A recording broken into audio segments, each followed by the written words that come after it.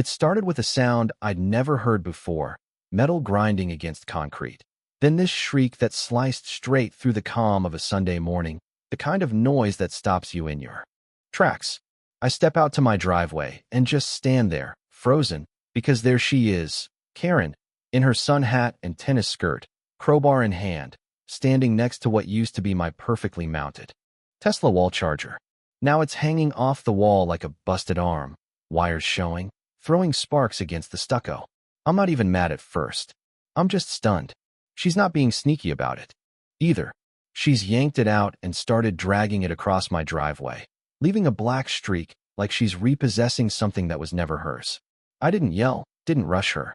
I just took in the pure absurdity of watching a middle-aged woman do electrical vandalism at 8 a.m. like it's part of her morning yoga routine. She finally notices me and has the nerve to look annoyed. "You can't just hog all the electricity in this neighborhood," she snaps. "The HOA bylaws say we have equal rights to shared resources."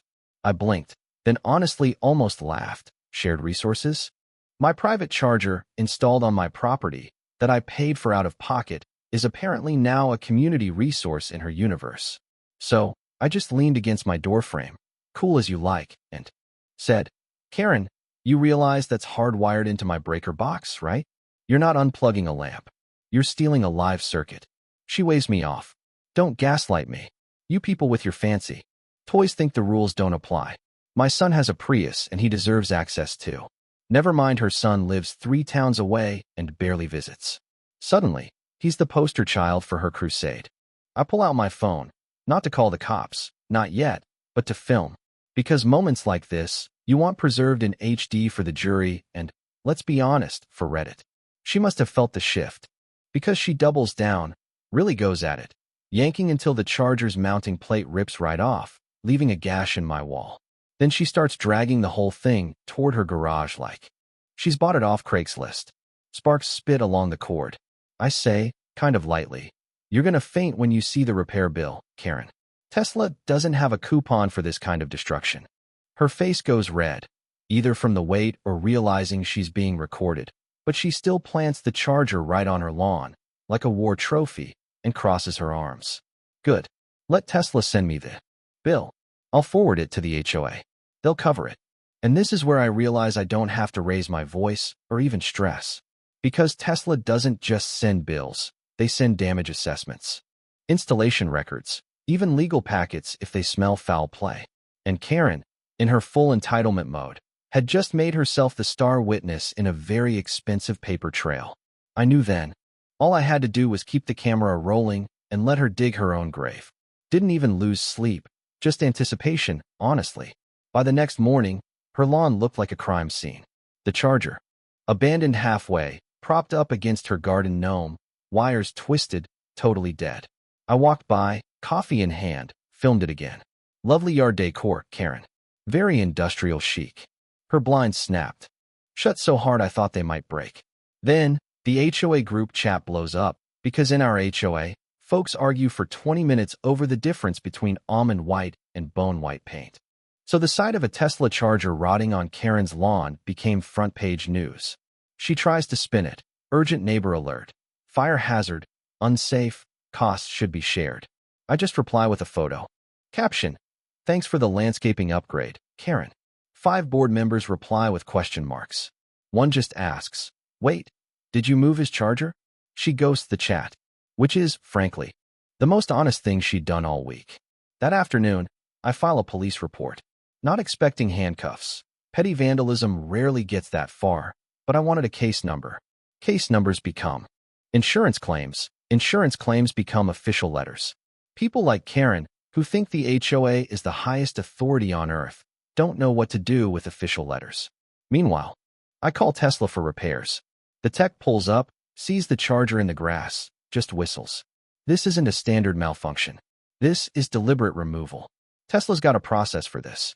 He grins. And she's clearly the responsible party. Estimate, $4,872.36.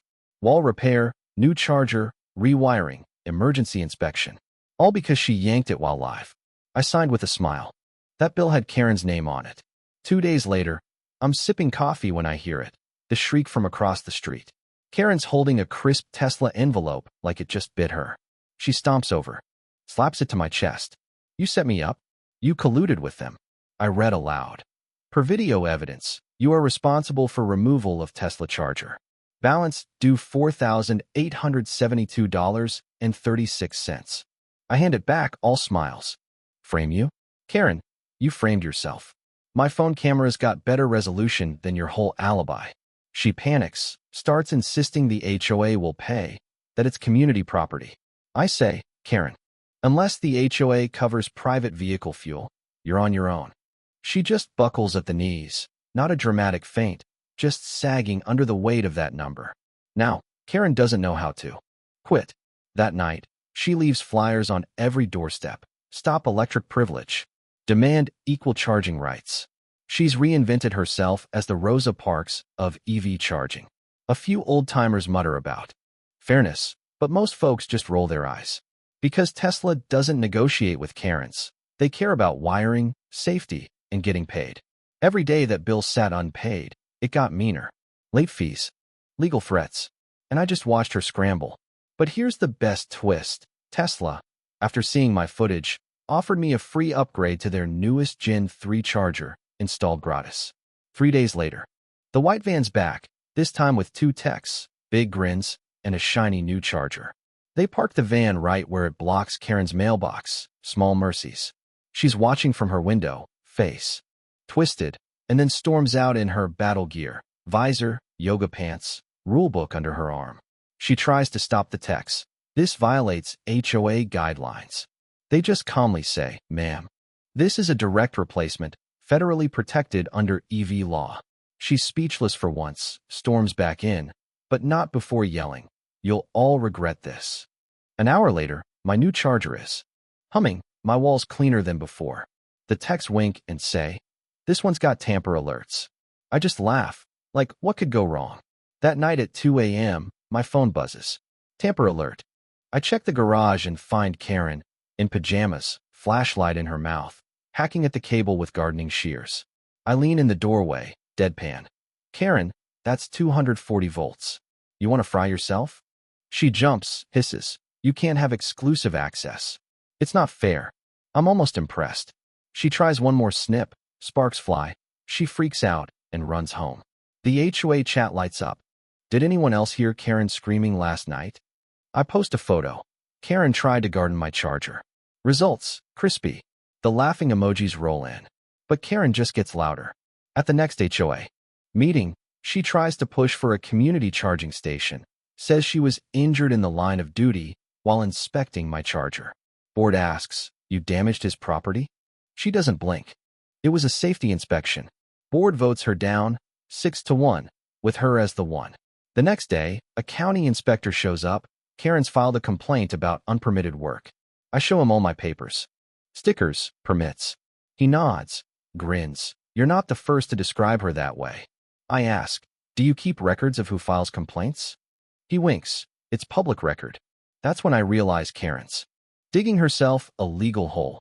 False complaints can mean harassment charges. And I've got time. As weeks pass, she spirals. Collections notice hits her mailbox. She goes pale, then storms inside, screaming about fraud and lawsuits. Calls board members, blows up group chats, starts a petition table on her lawn. 2 signatures. Her cousin and a guy who thought it was for a car wash. Kids laugh when they ride by. Adults roll their eyes. The board starts talking about disciplinary action for harassment. I get another envelope, this one from Tesla, thanking me and giving me a $250 charging credit. Karen corners me, desperate. Do you think this is funny? You're destroying me. I say, no, I just like watching consequences finally catch up. She's on the verge of tears, pleads.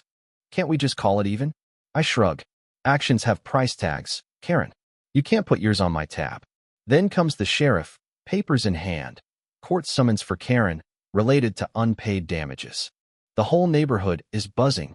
Word travels fast. Karen comes to my door one last time, pleading, you could make this go away. I just say, Tesla wants their money, not my opinion. She's finally out of moves. In court, she brings a binder of flyers and rants about oppression. But the judge just plays the video, her yanking the charger out with a crowbar. Ma'am, this is simple. You damaged private property. You pay. The ruling is swift, full payment plus court fees. Karen is hollowed out, shuffles home, and the for sale sign goes up not long after. The day she moves, I stand on my porch, coffee in hand, watching her load up, never once looking my way. As the truck pulls out, I raise my mug. Charge complete. The board updates the bylaws. No more tampering with EV equipment, just in case another Karen rises. My driveway is quiet again. The lesson?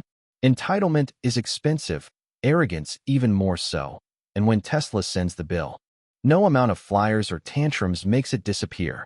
That's how my neighbor tried to steal electricity and lost everything. Not with a bang, but with a collections notice, a court order, and a for sale sign where her crusade used to be. So what do you think? Was justice served, or did it go too far?